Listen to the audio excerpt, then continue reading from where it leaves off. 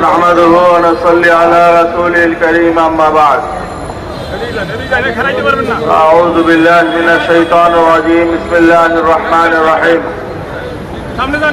إذا جاء نصر الله والفتح ورأيت الناس يدخلون في دين الله أفواجا ইসলামী আন্দোলন বাংলাদেশ নারায়ণগঞ্জ জেলা এবং মহানগর শাখা কর্তৃক আয়োজিত আজকের এই বিশাল গণসমাবেশের সংগ্রামী সভাপতি, আজকের এই গণসমাবেশের প্রধান অতিথি, বাংলাদেশের মাজলুম গণমানুষের প্রাণপ্রিয় নেতা,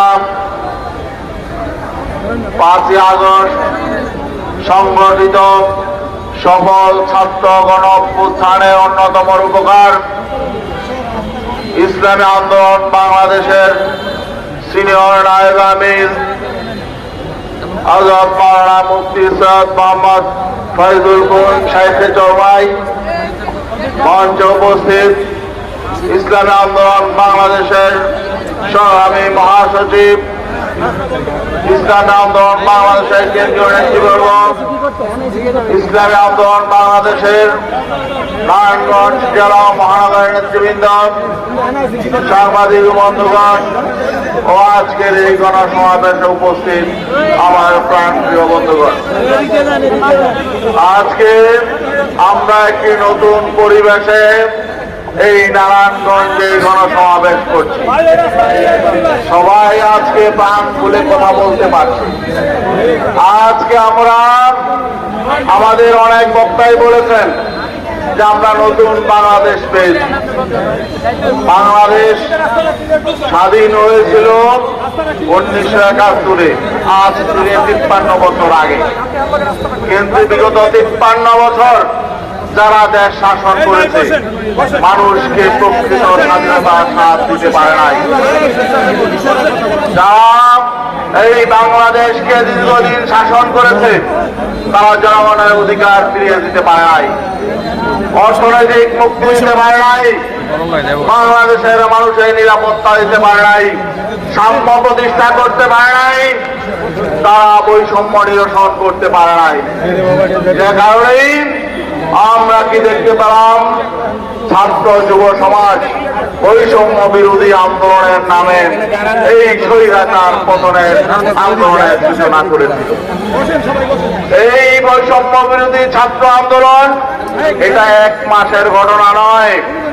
আমি মনে করি বিগত 53 বছরের মানুষের মধ্যে যে বৈষম্য তৈরি করা হয়েছে, যে ক্ষোভের সঞ্চার হয়েছে, এই ক্ষোভের বহিঃপ্রকাশ ঘটেছে বিগত এই 5ই আগস্ট।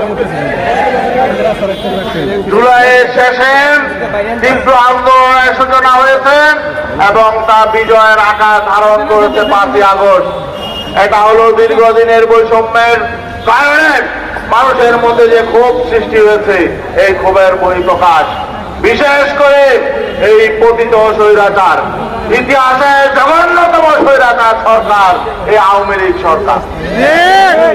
আওয়ামী লীগ এখন আর কোন গণতান্ত্রিক সংগঠন নয়, এটা একটি ফ্যাসিবাদী, একটি স্বৈরতান্ত্রিক সন্ত্রাসী সংগঠন। তারা এদেশের মানুষকে তারা এই বিগত 16 বছর না শুরু যখনই তারা ক্ষমতায় এসেছে, স্বাধীনতার পরে 75 পর্যন্ত তারা এদেশে দুঃশাসন কায়েম করেছিল।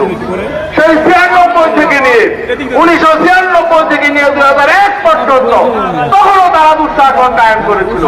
আবার তারা এই 2008 থেকে নিয়ে এই 2024 সালের এই 5ই আগস্ট পর্যন্ত তারা দুঃশাসন কায়েম করেছে, তারা দুর্নীতি করেছে, মানুষকে নিঃসহ নির্যাতন করেছে এবং তারা গোটা জাতিকে তারা বিভক্ত করে শোষণ করার চেষ্টা করেছে।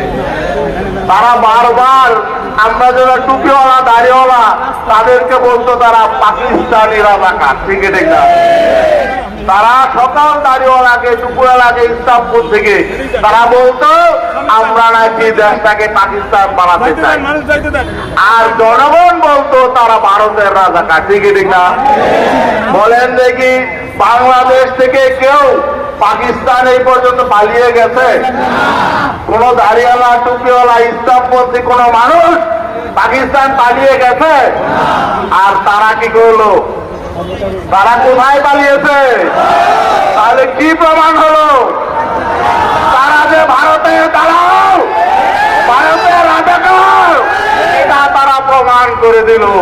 আর তারা অন্যদেরকে বলতো রাজাকার, অন্যদেরকে বলতো আমরা নাকি এটাকে পাকিস্তান বানাতে চাই না, বাংলাদেশ কোনোদিন পাকিস্তান হবে না, পাকিস্তান থেকে আমরা মুক্ত হয়েছি, আবার বাংলাদেশ কোনোদিন ভারতও হবে না। কিন্তু তারা ভারত বানাতে চায়। এখন তারা ক্ষমতা থেকে উৎখাত হওয়ার পরেও তারা ভারত বানানোর ষড়যন্ত্র করছে। আজকে কি বলছে? এই শেখ হাসিনা অবৈধ প্রধানমন্ত্রী, এই স্বৈরাচারী, এই শেখ হাসিনা জয় প্রতিদিন উস্কানিমূলক বিবৃতি দিচ্ছে, ঠিকই ঠিক না? তার মা বলে পদত্যাগ করেছে, আবার সে বলে পদত্যাগ করে নাই। আবার কি বলেছে?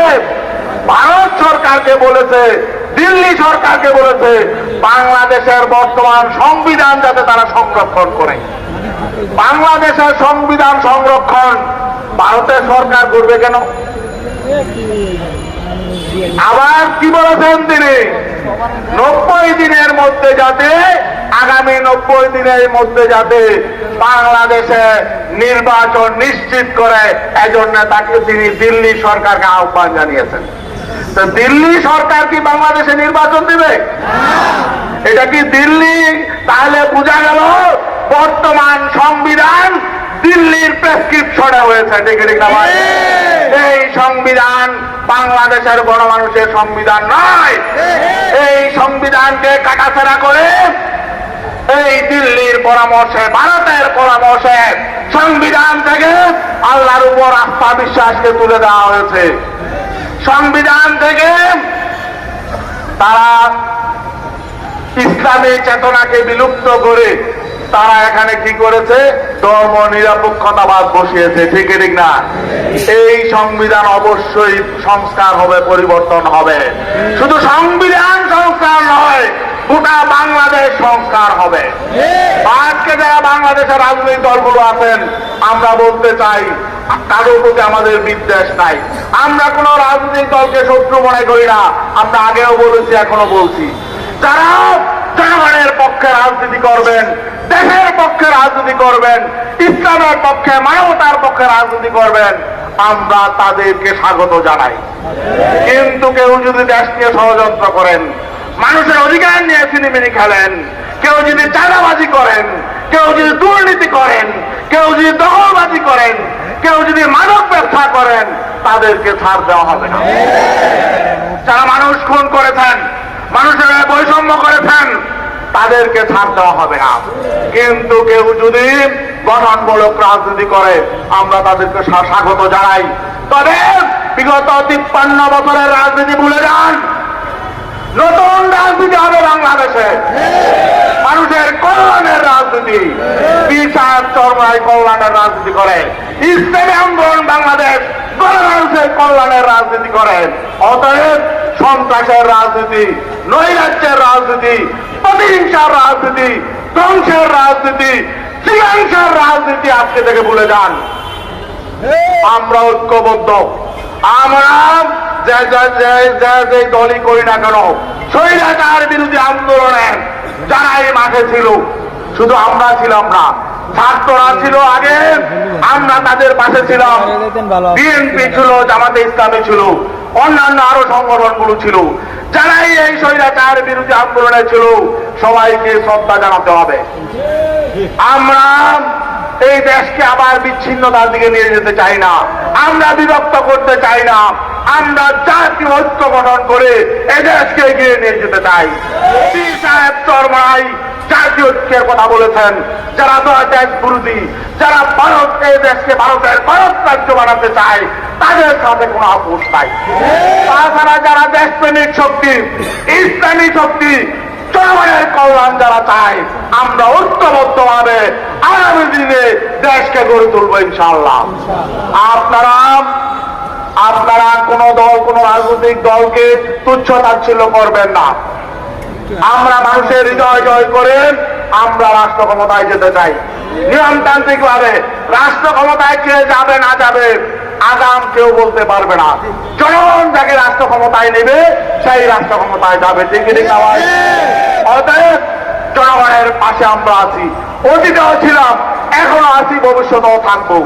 আর যারা সুযোগ সন্ধানী মানুষের ঘর বাড়ি দখল করে, চাঁদাবাজি করে, সন্ত্রাস করে, তাদেরকে চিহ্নিত করুন। তারা যেই দলেরই হোক, আমরা বলবো যে আপনারা প্রত্যেকের দলকে সতর্ক করুন, দলীয় নেতা কর্মীদেরকে সতর্ক করুন। আগের রাজনীতি আর ফিরে যাবেন না। জিজ্ঞাসার রাজনীতি খতম করেন, দেশটাকে এগিয়ে নিয়ে যেতে দেন। এবং যারা আমাদের ছাত্র ভাইদেরকে হত্যা করেছে, আমাদেরও অনেক লোক শহীদ হয়েছে, আহত হয়েছেন, নারায়ণগঞ্জে আমাদের অনেক ভাই আহত হয়েছেন। যারা এসব করেছে তাদের আমরা বিচার চাই। এই অন্তর্বর্তীকালীন সরকারের আমলে এই বিচার হতে হবে। আর নয়তো তারা যদি ছাড় পায়, আগামীতে দেশ আরো অন্ধকারের দিকে যাবে। বিভিন্ন রকম ষড়যন্ত্রের আওয়াজ আমরা শুনতে পাচ্ছি। আমরা মাঠে আছি, মাঠে থাকবো। কোন ষড়যন্ত্রকারীকে ষড়যন্ত্র বাস্তবায়নের সুযোগ দেওয়া হবে না ইনশাআল্লাহ।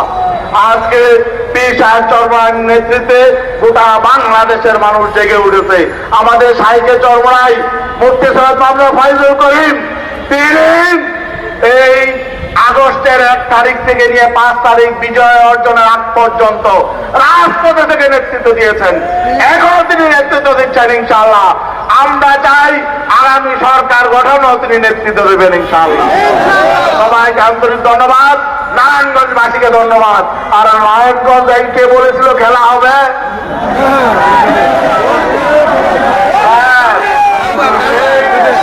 খেলাধুলা করেছে, এদেরকে খেলাধুলার সুযোগ দেওয়া হবে না ইনশাআল্লাহ।